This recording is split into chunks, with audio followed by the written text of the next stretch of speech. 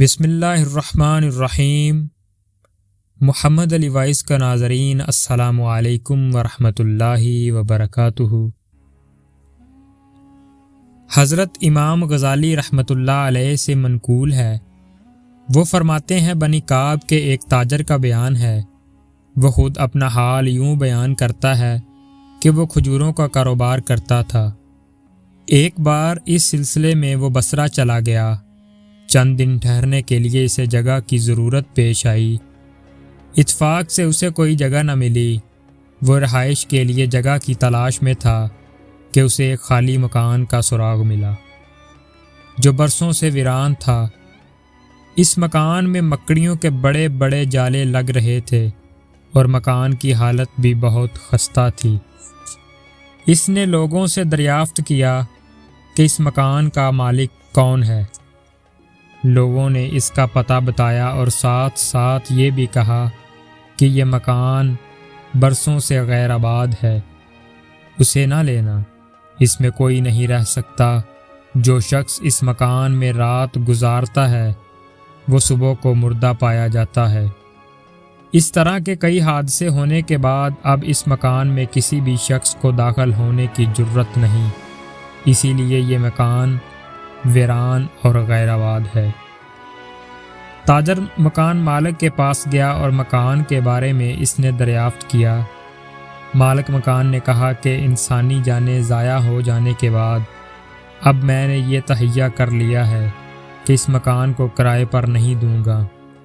یہاں ایک جن رہتا ہے جو بہت ہی طاقتور جن ہے، اس کے سامنے سب بے بس ہو جاتے ہیں اور بالآخر مر جاتے ہیں۔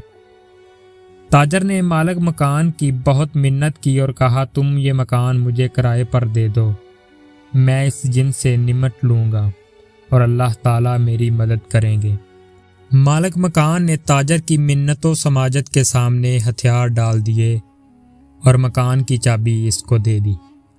تاجر نے مکان میں جا کر تھوڑی بہت صفائی کی اور کمرہ خاص طور پر پوری طرح صاف کیا اور اسی کمرے میں اس نے رات گزارنے کا فیصلہ کیا۔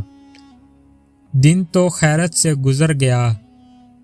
جب رات آئی تو تاجر نے آیت الکرسی اپنے اوپر دم کی اور وہ اطمینان سے سو گیا۔